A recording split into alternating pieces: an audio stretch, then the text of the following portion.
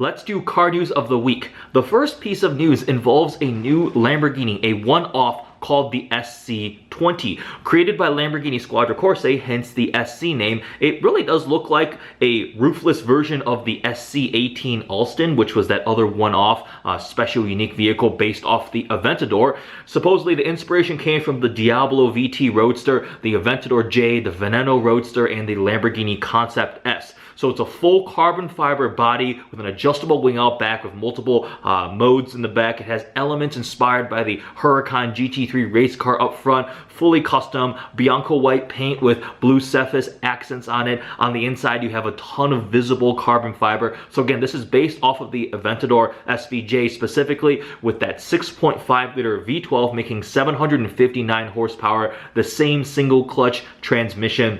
No idea on price whatsoever. Was never officially released. Probably astronomical. Supposedly the person who commissioned this custom Lamborghini was involved in every single step of the design process. I do actually wonder if the guy who has the Aventador J is slightly jealous or irritated, but he has a very, very expensive Lamborghini, so he's probably okay. There seems to be a lot of these very limited hypercars without roofs, like things that you need to drive with a helmet on to avoid getting a bird to the face. You have the Ferrari Monza, the SP1 and SP2. There's that Aston Martin V12 Speedster that is supposed to be coming. And then there is the McLaren Elva and now this. But this is truly a one-off. Some of those other ones, they built a couple hundred of them, but this is one in the world. I guess rich people have just moved on from having windshields in their cars.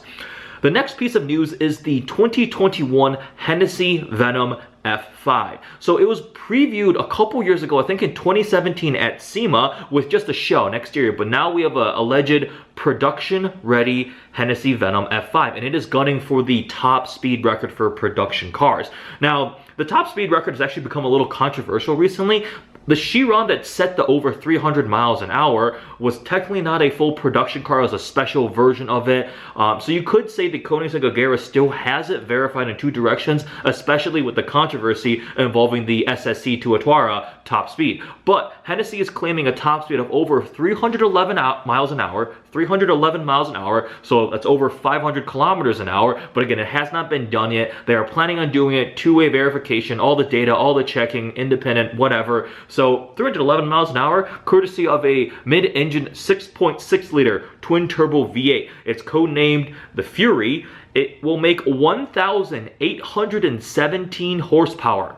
It's a 90-degree push rod cross-plane crank V8 that will rev to 8,200 RPM and make 1,193 pound-feet of torque. It's a lot of power, 1,817.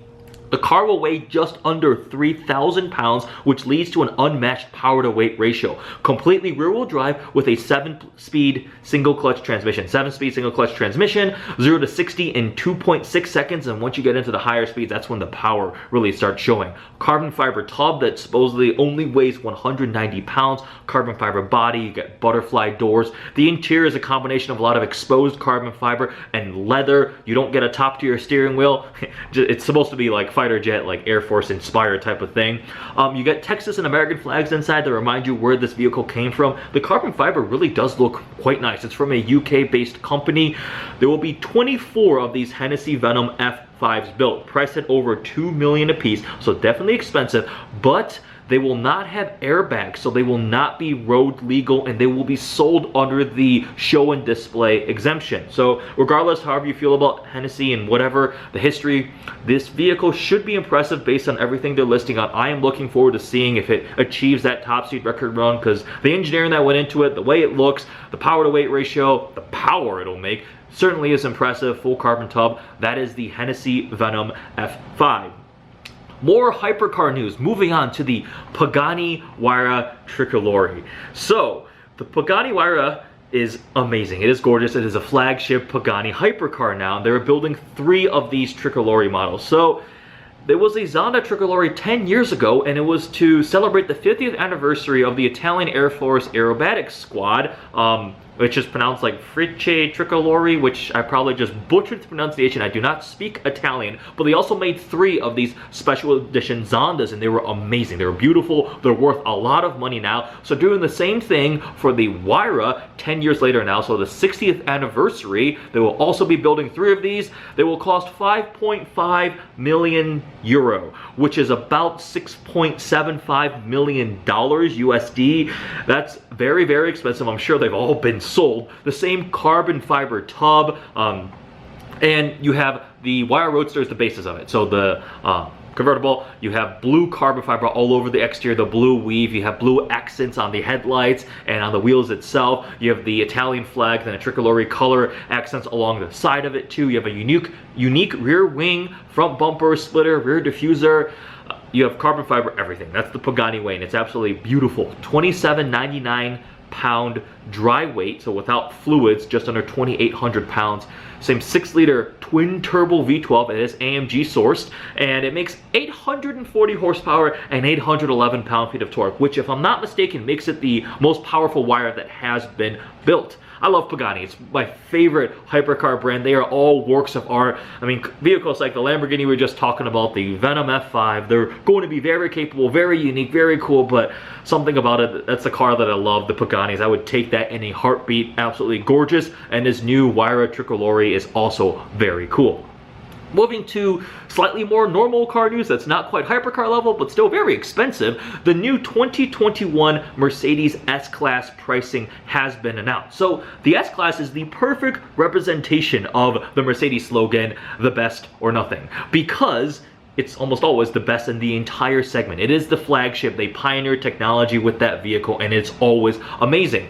And as a result, it's also been very expensive, and it has just become a little bit more expensive for this new generation. So currently with the 2020 S-Class, the cheapest one you can buy is a S450 6-cylinder, and that started at $94,000. For the next generation 2021 S-Class, the cheapest one starts at well over $100,000, specifically $109,800. I think that's without destination. But it's not exactly fair to compare them directly because the new S-Classes are all standard with 4MATIC, the all-wheel drive system. And the new mild hybrid inline-6 actually makes quite a bit more power in the S500. So the V8 powered S580 is going to be even more expensive. That's going to start at $116,000. Same thing, 4MATIC as standard. They all have that 48 volt mild hybrid system. And as typical of the S-Class, you can load on expensive options. The Burmeister 4D sound system now that delivers 1,750 watts of crystal clear, amazing sound with 30 speakers. There will be the Maybach version that has been announced and shown, which is going to be even more expensive and luxurious, and eventually I'm sure we'll also get the S63, the more performance, high horsepower focused. Again, the S-Class is very expensive. It is the king of the luxury flagships. I haven't completely fallen in love with the new exterior and interior design too. A lot more big screens on the outside. I don't think it quite looks as commanding, but I haven't seen one in person. I do have a friend, Brandon. He got to see it in person, and he said he was blown away. And this is the guy with a brand new Audi RS6, so he definitely has good taste in cars and a good high standard for them. So if he says the S-Class is amazing, I'm sure it will be. Very much looking forward to checking it out. I actually, kind of a personal note, I would love to get like a 2015 S550 now. They are quite a lot of car for the money. Glorious, luxurious interior. They drive amazing. Unfortunately, I have my truck right now, so maybe in a couple years we'll get one. But the brand new 2021 S-Class pricing has been announced, and with that, we shall conclude car news of the week.